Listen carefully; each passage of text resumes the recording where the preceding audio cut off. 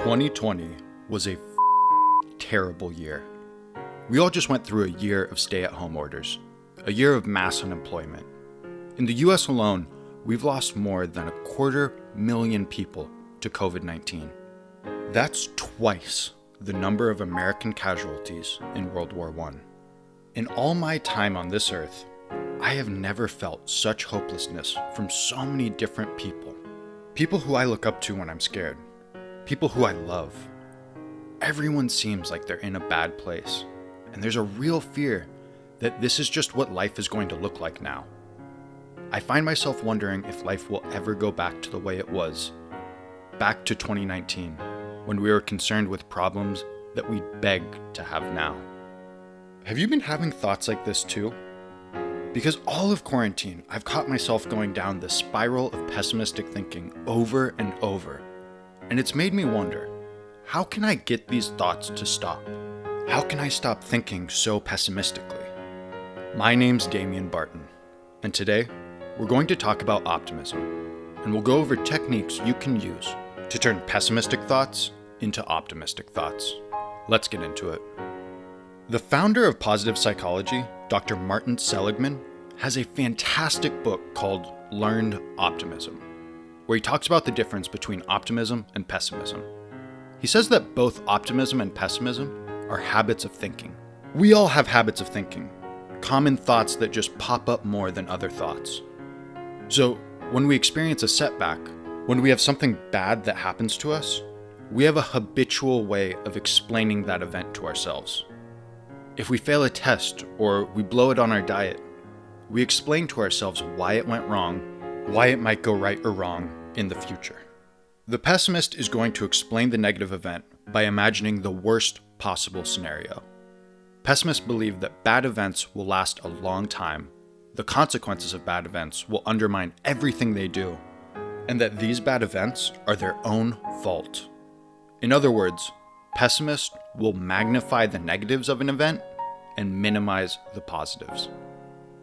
Optimists who experience the same bad events will believe just the opposite. Defeat is temporary. They see its causes are limited to this one case, and they don't blame themselves for their defeats. Instead, they say it happened because of outside circumstances, or other people, or bad luck. So optimists will magnify the positives of the event and minimize the negatives. Pessimism is bad for you. Dr. Seligman says that literally hundreds of studies show that pessimists give up more easily and tend to get depressed more often than optimists. Optimists do better in school, at work, and in athletics. They're even more likely to win when they run for political office. They age better and are in better health than pessimists. But above all, keep in mind that your habits of thinking affect the outcome of future events. At the root of pessimism is helplessness. It's the feeling that the outcome is out of your control. So let's say I experience a setback. I break my diet. I say, I blew it. That's it. I'm always going to be undisciplined. I'm always going to be overweight. This is hopeless. Then I stop the diet. But if I explain that same setback optimistically, this was a one-time slip-up. I'm actually very disciplined. If you consider all of the healthy meals I ate before this slip-up, then I see it as a temporary setback and continue the diet. Pessimism directly led to me stopping the diet. Optimism made me continue. Pessimistic thinking arises from helplessness, that feeling that you have no control on what's happening. Optimistic thinking has just the opposite idea. You do have control, and you can change your life. Optimism makes you go forward. Pessimism makes you stop. Scientists have also learned that these habits of thinking aren't set at birth. Pessimism and optimism are learned. Did you hear that? Optimism can be learned. Our habits of thinking are not set in stone. So if you're pessimistic and you want to be more optimistic, what can you do? It's time for the Takeaway tip. Dr. Seligman uses a 3-step approach. First we distract, then we schedule, then we argue with ourselves. So we have these pessimistic thoughts that we just want to get rid of, right?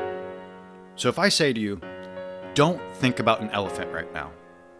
If I say to you, don't think about the gray cracks in its hide. Don't think about their long tusk. Don't think about them drinking water through their trunk. Did it work? Are you not thinking about an elephant?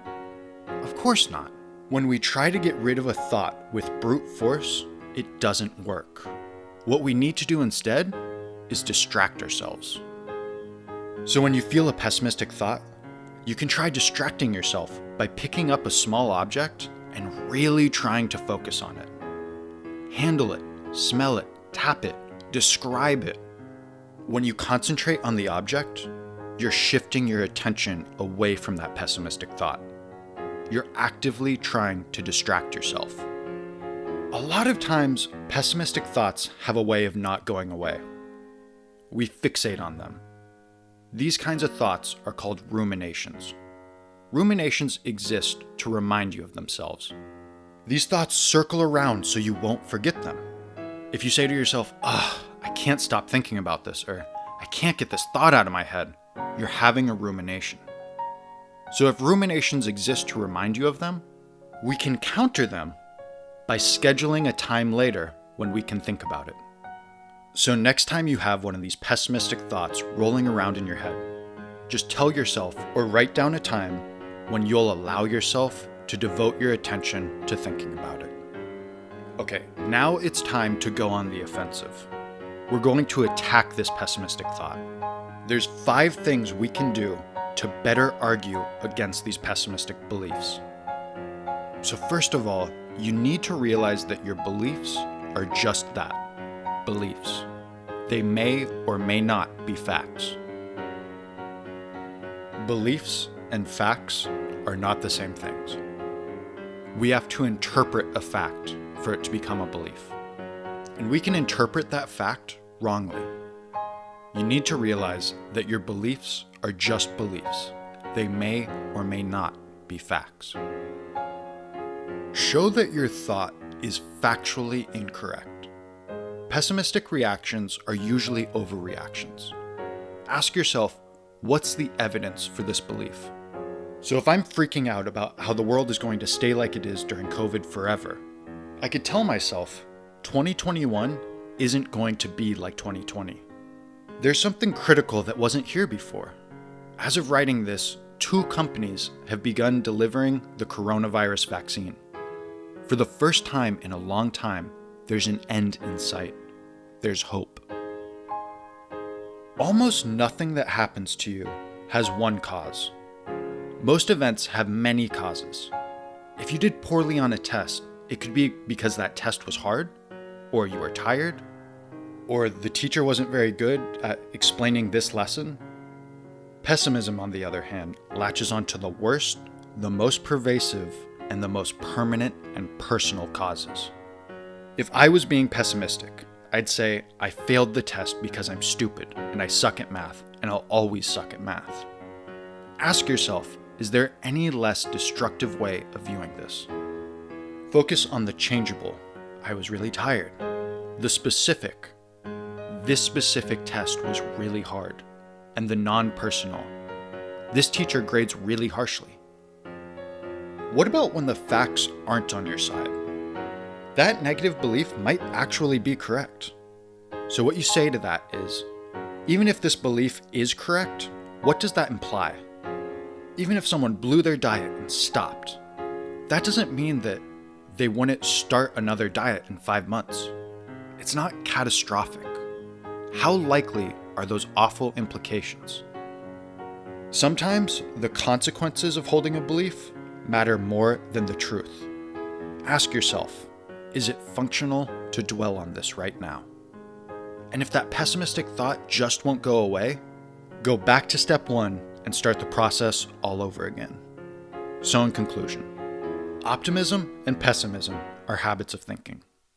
We want to think optimistically because optimistic thoughts encourage us to continue through a struggle, while pessimistic thoughts sway us into stopping. And if you encounter a pessimistic thought, you can use Dr. Seligman's 3-part technique to distract, schedule, and argue against those pessimistic beliefs. So everyone, what was the last pessimistic thought you had? And how could you try arguing against that belief? Leave your answers in the comments below.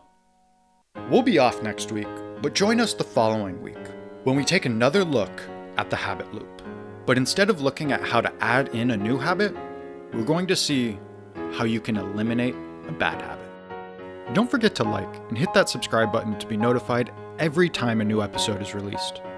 If you want to take part in the Barton Blueprint for Emotional Intelligence's mission to destigmatize mental health, the most helpful thing you can do is share this episode with your friends and family.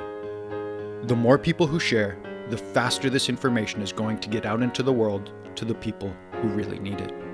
Also, if you like this show and want more information, go ahead and follow us on all of our social media. There's a bunch of extra content like infographics of some of the takeaway tips and key concepts, as well as some fantastic mental health quotes by many of the most notable names in the field of psychology. The links are down in the description below. And if you want to know more about any of the research used in this episode, I always include the links in the description below. And as always, thank you for taking care of each other and taking care of yourself.